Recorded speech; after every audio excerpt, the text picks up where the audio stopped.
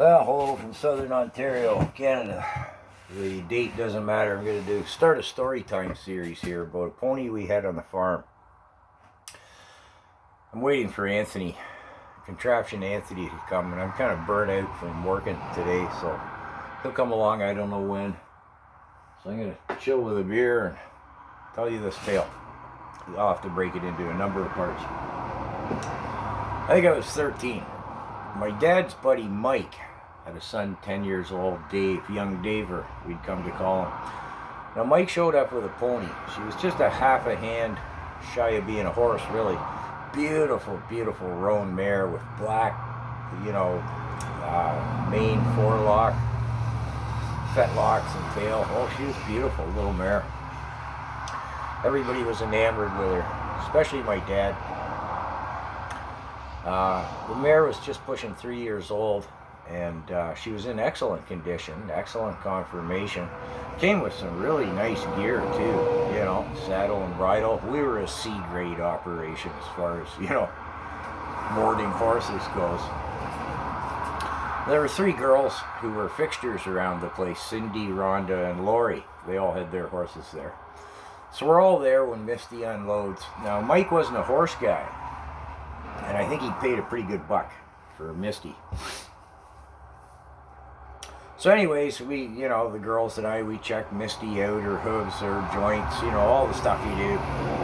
Check the gear out, it was the nicest saddle on the farm. Dad's like, okay, mount her up, put her through her paces, see how well trained she is. Again, Mike wasn't a horse guy, right? Well, Misty was pretty well trained, needed a little more work. Horses don't like to back up, goes against their instinct. A few things like that, but yeah, okay,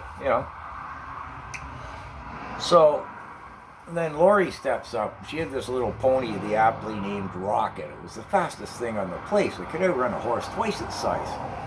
The thing ran and loved to run. And Lori comes up beside me and says, let's see how fast she is across the field. I had a pretty good notion Misty'd be pretty quick, right? I said, okay, let's do it. We line up there. Everybody's watching on the fence, leaned over the fence right there. Yeah, off we go. And 3 strides in, I knew Misty would have Rocket, right? Lori's a half length behind, like before we even hit full stride. And all of a sudden, Misty shoots off in front of Rocket. Lori, who cursed like a sailor, I'll let you put the expletives in, just like reeling away. What are you doing? So I thought, it's the little mare. And the next thing, it was like a cross between a drunken squirrel and a pinball. This thing is running everywhere. I can't keep her in a straight line.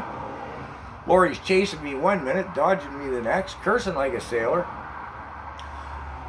The time we're coming to the end of the field, I'm having trouble getting the mare stopped or under control. She was a powerful thing.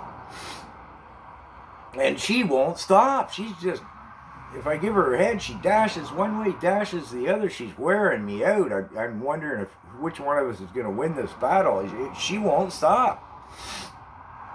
To make a long story short, we did get Misty wrestled down and walked back, and the little mare's exhausted, right? And everybody's like, Mike's like, oh, is there an issue here? And Lauren's like, well, it seems to be, Lauren, my dad. So, the girls and I, we all check over Misty, check her saddle, or saddle blanket, saddle pad, all that, the proverbial burr under the saddle. There's nothing wrong, right? Misty recovers. Dad's like, well, saddle her up again and take her for a run without, Lori and Rocket. Okay. Same deal. This thing just goes nuts. I bring the exhausted mare and myself back after the battle's over. Everything gets checked out again, and Dad's like, well, because by now Mike's getting quite consternated, and young Daver is kind of verging on tears, like, what's wrong with my beautiful little pony? He's just 10 years old. He's never had a pony before, right? Or even ridden one. And Dad's like, try her without the saddle. I was like, I can hardly stay in the saddle. Are you crazy? I'm not throwing myself on her bareback. I won't. No. So Lori and I were always at odds. She was a real tomboy. She was a year older than I was.